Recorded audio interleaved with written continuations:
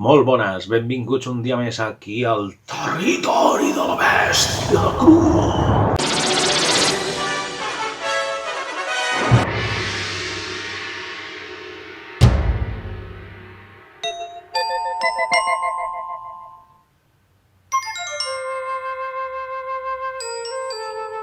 Avui parlarem de Eternals, la nova pel·lícula de Marvel dirigida per Chloe Zhao i produïda per Disney. Una nova pel·lícula de l'univers cinematogràfic de Marvel. Aquesta pel·lícula ens narrarà la història dels Eterns, uns personatges creats per Jack Kirby que no deixen de ser una mica una revisió del mite creacionista que ha tingut les seves revisions al llarg dels anys per altres autors, com per exemple Neil Gaiman, no?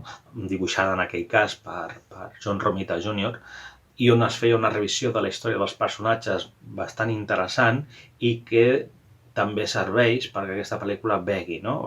Agafa una mica elements de totes les visions d'aquests personatges des de que els va crear Jack Kirby i tot el que s'ha anat gestant durant les dècades posteriors i que han servit per anar ampliant una miqueta la història, el background d'aquests personatges. Diguem que aquesta pel·lícula, sense ser una adaptació directament fidel de cap d'una d'elles, cap d'una de les referències originals, sí que agafa elements i alguns altres els distorsiona, els canvia, els manipula, simplement també perquè hi hagi com aquestes reminiscències que sempre agraden als fans i al mateix temps hi hagi coses noves, apostes noves, propostes diferents que puguin també servir per sorprendre, no?, en algun moment determinat de la història.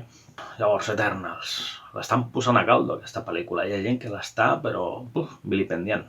Hi ha gent que l'està destrossant de dalt a baix. La gent no s'està posant d'acord. Hi ha gent que la defensa moltíssim, que li està encantant aquesta pel·lícula, i hi ha gent que l'odia, que no la suporta, que la troba avorridíssima, que pensa que és un toston de pel·lícula. Hi ha gent que la defensa moltíssim, que ha entrat en el lloc que proposa, aquesta aposta diferent per fer una pel·lícula de Marvel amb una altra línia, amb un altre caire, amb una altra sensibilitat. Una mica això és parlar per parlar, perquè en el fons és una pel·lícula Marvel de dalt a baix, o sigui, no dista tant tret d'alguns elements característics que poden venir donats per l'autoria de qui dirigeix, en aquest cas, Chloe Zhao. Probablement això sigui un dels problemes que estan pesant més a l'hora de valorar aquesta pel·lícula, i probablement el fet que estigui en essència tan lligada a l'univers Marvel fa que hi hagi gent que no sàpiga com apropar-se a ella, no? Llavors, és una pel·lícula avorrida d'Eternals? Des de la meva perspectiva, no. Jo no em vaig avorrir, m'ho vaig passar bé, és molt entretinguda. Però què té? Té una narrativa diferent, té una narrativa pausada, contemplativa, té un muntatge estrany, i aquí podrà considerar que el muntatge no funciona. Això, des de la meva perspectiva, tampoc la converteix en una mala pel·lícula. La converteix en una pel·lícula que, des de la meva perspectiva, des del meu gust, si jo fos el muntador, probablement miraria de donar-li un ritme diferent. Però clar, aquí hi ha un tema de sensibilitat, de mirada, de com vols transmetre la història que estàs explicant. I aquí té molt a veure, doncs, la gent que l'estava creant i quina era la mirada i la sensibilitat en la qual volien enfocar-se i com era el missatge que volien transmetre. Aquesta part d'autoria de Chloe Zhao a l'hora de narrar la història a la seva manera. Llavors, crec que no la fa ni millor ni pitjor, la fa diferent, perquè al final tot funciona perfectament, la història està ben narrada, que des del meu gust particular doncs, hi ha coses que probablement m'agradaria que fossin diferents, evidentment. Igual que hi ha pel·lícules de Marvel que crec que abusen de l'infantilisme, que abusen de la comicitat i la porten a uns nivells de caricatura tal que tampoc em fan gaudir excessivament de la pel·lícula, sinó que al final penso que estic veient una tonteria descomunal. Que les pots gaudir igualment, que les pots disfrutar, si passes l'estona, al final doncs, hi ha diferents nivells. Hi ha un estrany desequilibri en el to de les pel·lícules de Marvel des que van començar amb l'Iron Man fins a aquesta darrera d'Eternals, no? Hi ha com una evolució que jo crec que no s'ha de mesurar amb valors de bo o dolent, si és millor o pitjor. Simplement estan fent apostes per a alguna diferent. I això sempre s'ha arriscat, perquè al mateix temps volen mantenir una línia general, un to general. Hi ha unes bases sobre les que es mouen totes les pel·lícules. Diguem que hi ha com una línia en la que les pel·lícules van fluctuant, van pujant i baixant, però sempre s'ha de mantenir aquest nivell al mig. I això fa que l'espectador que té un nivell d'exigència mitjà, que li agrada aquest terme equilibrat, quan les pel·lícules van cap a un punt o cap a l'altre, doncs ja no li agradin tant, no? Llavors ja no s'hi trobi tan còmode, no gaudeixi de la mateixa manera de les pel·lícules.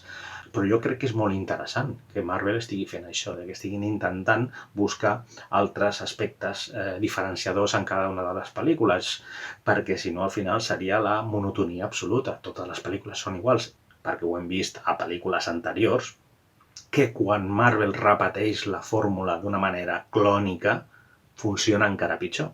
Llavors és probable que mai ningú estarà al 100% content. Jo a nivell particular, aquesta pel·lícula l'he trobat molt interessant. No és una pel·lícula que jo compri al 100%, perquè hi ha coses que a mi no m'acaben de funcionar. Almenys no des de les meves inquietuds o de com jo veuria la història si fos jo qui l'estigués escrivint, no? Hi ha una sèrie de decisions que s'han pres a l'hora d'abordar la història, de com plantejar els personatges, de com es desenvolupa tot. Hi ha coses que des de la meva mirada més modesta trobo que no funcionen, que són errors, però això no vol dir que la pel·lícula no funcioni per se. Tot funciona perfectament com un engranatge, és a dir, aquestes pel·lícules no s'estrenen fins que tot ha encaixat a la perfecció. Podrà agradar més o menys les decisions que s'han pres, però al final el que és la peça com a conjunt funciona com el que dèiem, com una espècie de fórmula, a vegades manipulant la fórmula, jugant cap a un extrem o cap a l'altre, però al final tot es manté dins d'aquesta línia general que fa que tot qualli, que fa que tot, en essència, acabi funcionant. Un té la sensació de que a vegades les pel·lícules de Marvel van en pilot automàtic. I no és el cas d'aquesta. Aquesta és precisament de les que se surt una miqueta de la línia general, se surt una mica del camí. I això té un risc. Té el risc de que hi haurà coses que funcionaran molt bé i hi ha coses que no funcionen. De qui és la culpa? Per què hi ha coses que no funcionen? Qui ha pres la decisió? Valorar això és una mica absurd. Posar-te a perseguir en plan inquisitiu qui ha sigut el culpable de que hi hagi una cosa que funciona o qui no, qui acaba prenent la decisió. Doncs amb aquestes pel·lícules n'hi ha moltíssima gent treballant, llavors sí que és veritat que hi ha gent que pren les decisions finals, però tot i així és un conglomerat de coses molt complicades de decidir. I si més no, s'ha de valorar la feina abrumadora que han tingut per desenvolupar aquesta història. Han tingut la farragosa feina de presentar un número de personatges considerable, d'escriure'ls a tots a nivell emocional, existencial. La pel·lícula contínuament intenta donar-li el seu moment a cada personatge, el seu punt d'inflexió, toquen les seves preocupacions, les seves inquietuds, la seva sensibilitat, les seves emocions. Cada personatge diguem que té el seu flashback, el seu punt de conflicte amb la història. Tots els personatges tenen el seu recorregut, tots i cada un d'ells, i això és molt complicat, i sobretot és molt complicat quan es tracta d'una primera pel·lícula de presentació de tots ells. Llavors és admirable que ha fet tot l'equip d'aquesta pel·lícula per aconseguir narrar tot això i no sortir escaldats en l'intent. Llavors és molt fàcil jutjar des de fora i assenyalar doncs, les coses que no funcionen, no? I sí, que ho podem fer i ja està bé, perquè al final de tot s'aprèn. Imagino que hi ha gent que treballa amb pel·lícules com aquestes, han vist la pel·lícula una vegada i una altra i saben perfectament les virtuts i els errors. I precisament el que fan és intentar corregir-los en les properes pel·lícules, enfocant les coses a vegades de forma diferent i corregint doncs, els petits detalls. A vegades una segona part d'una pel·lícula permet precisament polir aquest tipus de coses que no vas acabar de poder arrodonir amb una primera entrega, no? Ja veurem si tenim una segona oportunitat en cas d'Eternals. Tenint en compte tot el que està passant amb la pel·lícula, un té la sensació de que és molt probable que acabem veient alguns personatges sueltos en altres pel·lícules, però potser no veurem mai una segona part d'Eternals. És possible que veiem els Eternals dins de pel·lícules d'altres personatges. Eternals és una pel·lícula que té reminiscències de moltíssimes pel·lícules, de moltíssim cinema. Sí que és veritat que per tema d'estètica, de realització, de com s'han enfocat alguns dels personatges, inclús perquè la directora mateix, Chloe Zhao, ja havia confirmat d'on venien algunes influències, doncs, per exemple, que Icaris està inspirat directament en el Man of Steel, el Superman de Zack Snyder. Ara bé, això és una qüestió de matisos estètics. Hi ha com una part de planificació en la que podries dir gairebé han copiat planos de les pel·lícules de Zack Snyder. Ja no diria ja tant Chloe Zhao, sinó la realització que pot venir inclús des de Storyboard vingui marcada per la influència directa de les pel·lícules de Zack Snyder, de com Zack Snyder aborda l'univers dels superherois de DC i sobretot com juga amb la mitologia. Eternals no deixa de ser un mite creacionista, una història que parla des de l'origen de l'univers fins a l'actualitat, no? I precisament com Zack Snyder va abordar l'adaptació dels còmics de DC, dels personatges de Superman, de Wonder Woman, li va donar tot aquest caire mitològic, amb les seves metàfores, les simbologies, són pel·lícules que són molt riques en aquest sentit, doncs aquesta pel·lícula que ja directament parla de personatges que són déus o semideus, doncs és lògic que hagin acabat impregnant-se una mica d'elements plasmats en les pel·lícules de Zack Snyder. Ara bé, no és l'única influència, ni molt menys. Jo crec que l'espectre d'influències és molt més ampli, molt més interessant i molt més ambigu. El que vull dir és que és fàcil caure en la referència directa quan veus doncs, com t'ensenyen el personatge d'Icaris i dius, bueno, és que han robat pràcticament els planos de les pel·lícules de Zack Snyder, de Superman, o sigui, han fet un copy-paste dels planos de les pel·lícules de Zack Snyder quan la càmera enfoca Superman i després els han aplicat al personatge d'Icaris. Però això a mi pràcticament em sembla algo anecdòtic. Em sembla més interessant, per exemple, que en aquesta pel·lícula s'esmenta els personatges de Batman i de Superman, i es parla també de Star Wars, de fet, hi ha com 3 referències, i la gràcia potser està amb el fet de que la pel·lícula d'Eternals, sutilment, el que t'està dient és que Star Wars i l'univers DC són ficcions en aquest món, però existeixen. I llavors hi ha un joc molt interessant, com per exemple quan el personatge d'Icaris és reconegut per un criu com si fos Superman. Això indica directament que el nen doncs, ha llegit còmics de Superman i quan veu a la pantalla de televisió imatges d'Icaris salvant la gent en uns carrers de Londres, doncs ell l'identifica com a Superman. Això vol dir que en el món d'Eternals, en aquesta realitat, Superman és un personatge de còmic inspirat en Icaris, ja que Icaris no deixa de ser, dins de la fantasia de la pel·lícula, el primer Superman. És el personatge que d'alguna forma va inspirar la figura de Superman o del superhome en els còmics. I això és interessant. Això és probablement un dels elements interessants. De com cada un dels Eterns, cada un dels personatges que conformen aquest grup d'alienígenes enviats al planeta Terra per cuidar, protegir els humans i per guiar-los en el seu procés evolutiu, doncs com cada un d'aquests personatges al llarg de la història de la humanitat ha anat filtrant-se, ha anat influenciant, ha anat creant doncs, diferents llegendes, històries, mitologies que han desembocat en totes les que coneixem avui dia. I aquesta proposta és una de les més suggerents de la pel·lícula i que al mateix temps tampoc és original. És a dir, que d'alguna forma, si analitzem aquesta idea, això ja estava en la base, en l'essència de moltíssimes altres pel·lícules. Pel·lícules com, per exemple, El destí de Júpiter, com per exemple Hancock. Pel·lícules com per exemple Matrix, no? En el que els humans descobrien que tot el seu món era una fantasia, i potser no tant Matrix, que sí que cap al final de la pel·lícula doncs sí que abordava directament el món dels superherois, quan Neo surt volant com Superman, sinó que quan Matrix es converteix en una trilogia. A la segona part hi ha aquell moment en el que Perséfone, aquell personatge que interpretava Mònica Bellucci, els explica que tota la mitologia que coneix l'ésser humà està basada en éssers, personatges mitològics, vampirs, homes llops, fantasmes, etc., que no deixen de ser programes que han acabat funcionant malament, no? I han acabat creant una miqueta la mitologia dels éssers humans de que hi ha realitat virtual que és Matrix. Doncs aquesta idea, aquest concepte, aquí està plantejat d'una manera més, gairebé diria, cienciològica, no? Que crec que entronca molt amb el concepte de la cienciologia, no? Amb el fet que hi van venir uns éssers alienígenes al principi dels temps per acabar creant la humanitat tal qual la coneixem avui dia, amb una sèrie de pautes per aconseguir uns objectius, no? fent un resum molt esquemàtic del que podria ser aquesta pseudoreligió moderna.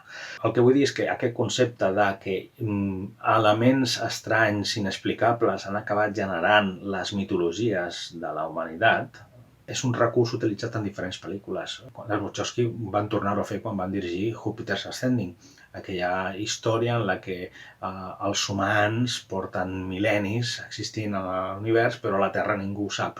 Llavors, els humans, com són la raça més antiga de l'univers, han acabat creant amb genètica una sèrie de bèsties, monstres, races, robots, quimeres, digueu-li com vulgueu. La qüestió és que quan han acabat d'alguna manera interactuant amb els éssers humans en el planeta Terra, sempre han sigut confosos amb éssers mitològics. S'han acabat convertint en éssers mitològics, no? Les gàrgoles, els àngels, qualsevol tipus de monstruositat que pogués sortir a la pel·lícula. D'alguna forma també han creat les diferents mitologies de la humanitat, les quals poden haver derivat també en religions, evidentment. És a dir, allò inexplicable que acaba sent convertit en una fantasia, en una llegenda, en un conte. I a més també les Wachowski tenen aquesta sèrie que es pot veure a la plataforma de Netflix, que és Sense8, no? Que és la fusió mental entre diferents humans que estan repartits a diferents punts del planeta, que em fa pensar també en aquesta idea de la uniment de la que es parla en la pel·lícula dels Eternals, no? Salvant les distàncies, evidentment. El que vull dir és que aquest tipus d'inquietuds, aquest tipus d'idees, no són realment noves, sinó que ja porten molt de temps utilitzant-se com a recurs per crear diferents fantasies. Evidentment hi ha molt material que ja ve donat pels còmics de Neil Gaiman o Jack Kirby, que no deixa de ser el creador inicial del món aquest dels Eternals, no? I després també hi ha un altre concepte, que és el de la reencarnació, de com l'ànima, la memòria d'uns individus pot ser descarregada en algun lloc i ser introduïda de nou en un altre cos. I això, que a mi em fa pensar, doncs, per exemple, recentment en una pel·lícula relativament fallida del Nick Blomkamp, no? Que és Chappie, que al final, tot i que és una pel·lícula que sembla que estigui fent com una versió moderna d'aquella pel·lícula dels 80 de Cortocircuito, doncs al final té una transcendència existencial i gairebé poètica quan acaba parlant també de la reencarnació, no? De com traslladar, de com fer un backup de l'ànima, de la memòria de l'ésser humà en una màquina. Algo que ja hem pogut veure també en novel·les, com per exemple les de Altered Carbon, de la qual també tenim sèries a Netflix per veure. I els Eternals, d'alguna forma, també juguen amb aquesta possibilitat, no? I això obre portes a que la història pugui donar peu a moltes variants diferents. La veritat és que crec que Eternals és una pel·lícula que obre les portes a moltíssimes possibilitats que crec que, per desgràcia, per com està funcionant la pel·lícula, probablement no podrem veure amb tota la seva envergadura. Però serà una pena realment que no puguem arribar a veure ni una petita part del que aquesta pel·lícula al final està plantejant. Crec que obre les portes a un nou món ple de possibilitats, però que si consideren que no acaba de connectar amb el públic en general, amb el públic massiu, probablement el que acabarà passant és que acabaran derivant a un altre tipus de producte i deixant de banda aquestes idees tan interessants que acaben sent proposades en aquesta pel·lícula. Tot i així, la pel·lícula té com un muntatge estrany, té un ritme atípic. És una pel·lícula que va alternant la realitat actual amb els flashbacks, sempre que necessita reconduir la història per explicar-nos qui era aquell personatge, per què està on està. Llavors això fa que a nivell de ritme, de narrativa, doncs un tingui la sensació que la pel·lícula va com a trompicones, no? Un té la sensació que la pel·lícula va com una miqueta atropellada. No t'avorreixes, ni molt menys, perquè sempre estan passant coses. La pel·lícula sempre va alternant flashbacks d'acció amb moments tranquils i de conversa a l'actualitat, però de seguida et sorprenen amb un altre moment d'acció a l'actualitat i alternen amb moments dramàtics del passat. Hi ha un moment de diàleg explicatiu en el que sí et narren tot, que també considero que és atípic per aquest tipus de pel·lícules.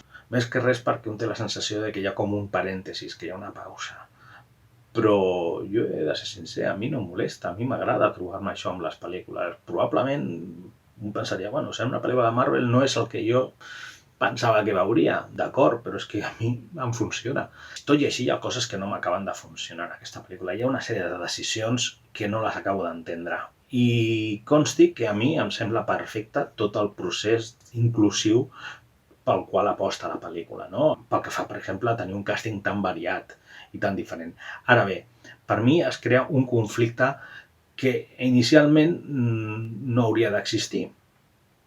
I és el fet que dins de la fantasia, dins de la història, dins d'aquest univers de superherois, d'éssers mitològics, d'éssers divins, de robots creats per races alienígenes superpoderoses, impressionants, magnífiques, amb una proposta gairebé escèptica, un no acaba d'entendre per què els personatges són com són, dins de la fantasia. O sigui, jo puc entendre perfectament per què es fa aquest càsting. Crec que és genial que hi hagi personatges de diferents ètnies, que hi hagi personatges amb diferents capacitats especials, però no m'acaba d'encaixar que dins de la fantasia que planteja la pel·lícula s'hagin creat a personatges amb aquestes qualitats. És el que no acabo d'entendre. És el que em costa de justificar dins de la fantasia. O sigui, ho entenc des d'un punt de vista d'enfoc de producció a nivell d'indústria, de posar cara i ulls i donar presència a gent que probablement fins ara s'ha sentit que no formava part d'un determinat espectre de l'espectacle audiovisual. Això ho trobo genial que es faci i quan més, millor. Però sempre també amb una coherència, crec, de les històries, no? O sigui, un pot acceptar-ho perquè sí, però al mateix temps aquest perquè sí fa que trontolli l'essència de la història. Per exemple, a mi no m'acaba de quadrar que una raça alienígena superpoderosa, una sèrie d'éssers divins, que són els celestials, que creen vida i que han creat els eterns, acabin creant una sèrie d'individus que encaixen a la perfecció amb una sèrie d'ètnies determinades del planeta on seran enviats. Per exemple, el personatge d'Amakari, que té la capacitat de la supervelocitat, el fet de que sigui sordmuda. No acabo d'entendre que uns personatges com els celestials hagin creat un personatge amb aquesta no capacitat. Per mi hi ha una falta de coherència dins de la fantasia. I jo entenc perfectament i valoro que l'actriu estigui allà representant aquest paper. Però dins de la fantasia no em quadra. O sigui, per mi és una incoherència narrativa. I, evidentment, és ser molt tiquismiquis, coses com aquestes, com per exemple el personatge de Kingo, que és divertidíssim, que està genial, aquest personatge que acaba vivint a la Índia, acaba fent cinema de Bollywood, que dius, vale, està genial. Però clar, a un li costa d'entendre com és possible que 7.000 anys abans ja estigués predeterminat això. No s'acaba d'entendre, és una incoherència i és un absurd. L'actor hindú acaba fent d'hindú dins una pel·lícula de Marvel i acaba ballant com en una pel·lícula de Bollywood. Aquest tipus d'estranya deriva no l'acabo d'entendre. Llavors crec que hi ha una necessitat inclusiva que està molt bé, però que s'acaba fent d'una manera equivocada. És a dir, per què el personatge que és hindú acaba fent d'hindú dins de la pel·lícula? Quan és un personatge que és un alienígena que fa 7.000 anys que va arribar al planeta. Llavors és aquest tipus d'incoherències absurdes, coses que no penses, com per exemple quan veus Mucho ruido y pocas nueces, on per exemple Denzel Washington era el príncep, no? Adaptant-se a una obra de Shakespeare. Allà és que no importava gens. No t'ho plantejaves. Però, en canvi, en aquesta pel·lícula hi ha aquest tipus de confusions estranyes i és perquè no quallen dins de la fantasia. I en el fons és una cosa inexplicable. I és el mateix problema que, per exemple, té el personatge de Sprite, no? Que és un personatge que està creat en forma d'infant, de nena. És una nena petita, no creix mai. Una mica com ja passava amb el personatge de Kristen Dunst a Entrevista amb el vampir. El que passa és que el personatge de la nena vampir era com era perquè la convertien en vampir abans d'haver crescut i es quedava ja congelada, diguem, en el temps. I tota la deriva existencial, emocional, la crisi per les quals passaria aquell personatge venien condicionades perquè era un personatge que mentalment evolucionava, creixia, però el seu cos no, i tenia una sèrie de limitacions que l'acabaven frustrant. Aquest personatge que acaba pretenent emular el mateix sentiment. En canvi, aquí tenim un personatge que ha sigut creat des de l'inici així. I dius, això està fet així perquè necessitaven a una figura infantil dins de la pel·lícula, perquè simplement el que volen és que connecti amb els espectadors més petits d'aquest cinema, o perquè té alguna coherència dins de la història. Doncs, evidentment, ni el personatge ho sap, ni t'ho acaben explicant el per què. Però hi ha una sèrie de decisions estètiques que, tot i ser molt acceptables i que acaben funcionant dins de la pel·lícula, quan les analitzes una miqueta a fons, doncs al final te n'adones que són relativament incoherents. Tot i així, tots els personatges estan molt bé i funcionen. Potser no cal preguntar-se aquest tipus de coses, però a vegades doncs, hi ha gent que pensem, no? Que li donem més voltes i rasquem, i potser no té gaire sentit, doncs és aquest tipus de preguntes, però cadascú és un món i a vegades el que ens inquieta a uns no els inquieta a altres. Però sí que és veritat que un podria arribar a especular per què el personatge té una fisonomia infantil, ja que en el fons és el personatge que crea miratges, que crea il·lusions. És el personatge que des del principi de la història es dedica a narrar. És el personatge que acaba reunint a la gent al voltant de la foguera i que explica històries que es aniran passant de generació en generació. Aquest aspecte del narrador de contes, el fet de que estigui encarnat per una figura amb una fisonomia infantil, doncs potser té una coherència. Té una coherència en quant a concepte, però no sé si la té tant en quant a el personatge creat pels celestials dins de la història. Tot el que té relació amb la simbologia em sembla perfecte. És a dir, està molt ben buscat, tots els personatges tenen aquest caire que emula, que recorda, que té aquestes reminiscències mitològiques. Tots els personatges tenen el seu moment que es pot emmarcar dins de postals, de quadres. Si anem congelant alguns planos de la pel·lícula, tots venen marcats per alguna referència pictòrica passada o, evidentment, per alguna dels còmics en els que es basen els personatges. O sigui, és com una cosa que es va retroalimentant. Escarbant també podríem arribar a trobar alguna justificació. Però tot i així, per mi, la part que més entrontolla és aquesta, com justificar algunes decisions. Però això no fa que gaudeixi menys de la pel·lícula, ni molt menys. O sigui, jo m'ho he passat molt bé i, de fet, és una pel·lícula que no se m'ha fet gens llarga. Si la pel·lícula durés una hora més, tampoc m'importaria, perquè crec que enriquiria molt més encara la història dels personatges. Perquè hi ha alguns que queden desdibuixats, hi ha alguns personatges secundaris que, per manca de temps, no acaben desenvolupats tot el que a mi personalment m'agradaria veure. I com la pel·lícula final està tota plena d'el·lipsis, de parèntesis, flashbacks, la pel·lícula va saltant d'un punt a l'altre, sí que fa que tingui aquest ritme estrany amb el qual no tothom connectarà i que un semblarà que està veient com minicapítols. No sabria dir si són cada 5 minuts o cada 10 minuts, però són com petites càpsules que estan aïllades, hi ha com molts salts temporals, espacials, els personatges van d'un lloc a l'altre del món. És una pel·lícula que a molta gent li sembla lenta, quan en realitat el muntatge és molt picat i passa tot molt ràpid. Llavors és una sensació estranya que hi hagi aquest contrast d'opinions, de sensacions després de veure aquesta pel·lícula. Insisteixo que per mi en absolut se m'ha fet avorrida aquesta pel·lícula.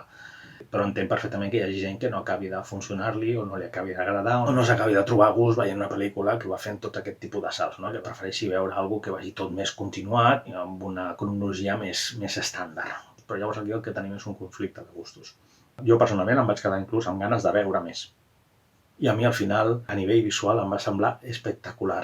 No és excessiu, és com un espectacle visual imponent, però al mateix temps dotat d'una austeritat de concepte que se centra molt més en les emocions dels personatges, en la crisi que estan experimentant, s'interessa més per la proximitat amb els personatges, la connexió amb la natura i tot el que està passant al seu voltant, tota la magnificència, tot l'aspecte més imponent a nivell d'espectacle visual que passa al voltant, està narrat d'una manera com més distant, a dos nivells, no? Des de la part més externa, gairebé des de l'exterior del planeta, i després directament a la part més íntima i més propera dels protagonistes. Llavors aquest equilibri trobo que és algo diferenciador entre aquesta pel·lícula i altres pel·lícules de l'univers Marvel, i crec que està molt bé que escapi d'una altra vegada ensenyar-nos grans naus imponents, tecnologia, explosions, ferralla, derrumbant-se, hi ha una que ja hem vist masses vegades. Hi ha un equilibri molt particular, no deixa de ser un espectacle contingut. Crec que s'ha de valorar positivament que aquesta pel·lícula aposti per fer alguna cosa totalment diferent. Entenc que és una proposta que no estarà a gust de tothom, però crec que realment val la pena valorar-la, al marge de les coses que un pugui considerar que no li agraden. Crec que les virtuts d'aquesta pel·lícula estan molt per sobre dels petits detalls que a mi, personalment, potser no m'acabin de convèncer al 100%. I res més, fins aquí la review, comentari, crítica, digueu-li com vulgueu, de Eternals, la nova pel·lícula de Marvel dirigida per Chloe Zhao. I res més, fins aquí el vídeo d'avui. Una abraçada ben forta, cuideu-vos molt i ens veiem aquí, en el territori de la bèstia.